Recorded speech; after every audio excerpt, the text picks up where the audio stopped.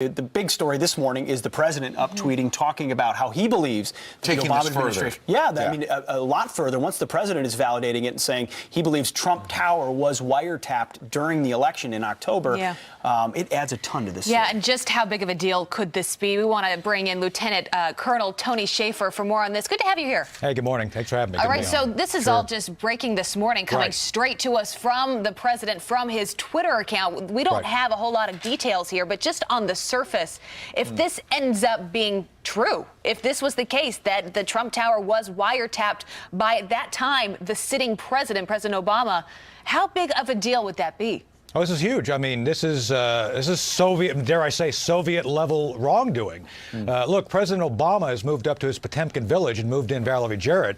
We have to understand here, it's very likely that he did authorize this. And according to, I was on the drive-in just now. You guys called me a little bit late. I was talking to folks on the drive-in. This goes back to July of last year, when rumors started on the dark net that even though the Obama administration was getting pushback from the internal mechanisms of the administration, like the FISA court, and by the way, there's going to be a paper trail at NSA on this. And let me say, John Brennan's probably involved in this. You have to have kind of three people inside doing this. And I think what's happened here is the paper trail that President Trump is referring to has finally showed up. So let me be very clear. The FISA court thing that Brett Baird just talked about, that's one piece of evidence. I'm sure there's others out there. So what this indicates is that this is really the Obama administration was taking on the form using their version of the FSB, the KGB, to go and target a candidate. Let me be clear on this for your audience.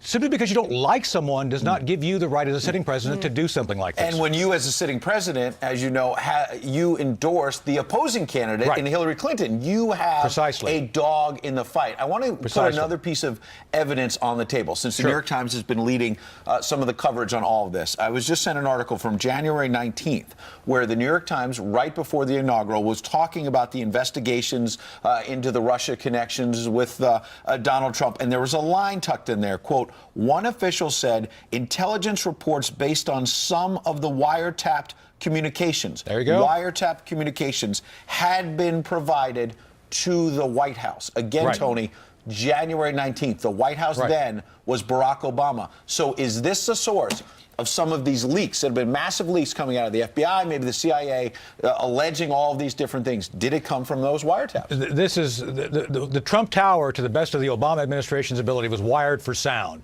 And yes, there was reasons why Mr. Trump did not want to give up his own personal security, because he knew that people, close to him may very well become collectors of this sort of thing. Look, this is completely insidious. This is an order of magnitude worse than Watergate, where you've actually used the mechanisms of state, the power of a state, to go after a candidate for presidency. And by the way, they presumed that he was going to lose, so it wasn't even about him winning or losing. This was about trying to gain advantage for his side, in this case, Ms. Clinton. And again, let me be clear on this. This is, while the Democrats keep talking about the Russians, this is Soviet behavior. This is the very thing the Soviet Union would have engaged in back during the Cold War. Colonel, what would have been the cover, the official cover for this surveillance, though? Because they wouldn't come out and say, okay, let's just surveil the opposite candidate. They'd say, okay, we've got evidence that we need to surveil. What are they surveilling on? They're surveilling on, in this case, probably quote-unquote international contacts which relate to business transactions. Again, projection. We know for a fact the Clinton Foundation was indeed taking foreign money. A lot of people were recommending that you investigate that. They refused. But instead here, they focused all their energy on going after Trump over the quote-unquote international connections. And let me be clear on this. If there was anything to any of that, by now it would have been leaked, because you're referring back to what you said on the 19 January article. Everything is taped, and there's going to be tapes of all this stuff too, and the Trump administration is going to find them. So now the question is, how can they prove it? How can the president prove this? I mean, he's put this out there now. The world has heard what the president is telling us. He's got to back that up, like I said. Well, so how does once he do you it? put it out there, if evidence is destroyed, there's a problem. That's probably what we're going to find, some of it. But the other thing is, you can't give up sensitive sources and methods. Some of this was used in ways, and look, I can't go into how we do things, but I'm telling you, there's very sophisticated collection things that the president is now read in on. He's probably asking some questions like, hey, now that I know this exists, could this have been used against me? So how does I think that's where it's all going. How does he prove it? Precisely. Is it going to be declassification of some aspect of it? Will it be, I mean, what's the best route potentially? I think potentially you've got to say this is what happened on these dates and leave out the technology specifically, but then go and bring in those accountable. And I dare I say there's probably going to be some whistleblowers coming in to talk about this. This is serious. This is as serious as it gets. Yeah, but just to clarify, you think that there is enough evidence that has been given to the president for him to make this claim, no doubt, to make this statement. That's not just coming from nowhere. Yeah, I don't doubt for a minute that Mr. Trump has got sufficient, I would say, critical mass of evidence saying there's something really wrong here. And again, as a president, you start learning little by little about collection capabilities.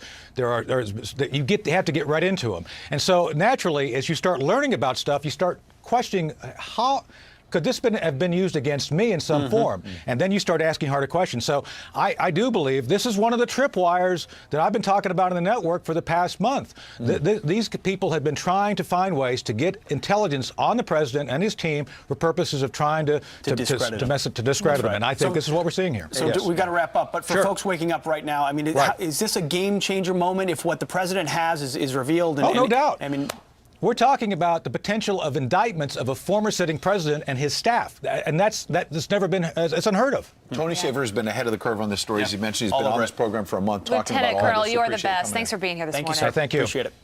All right.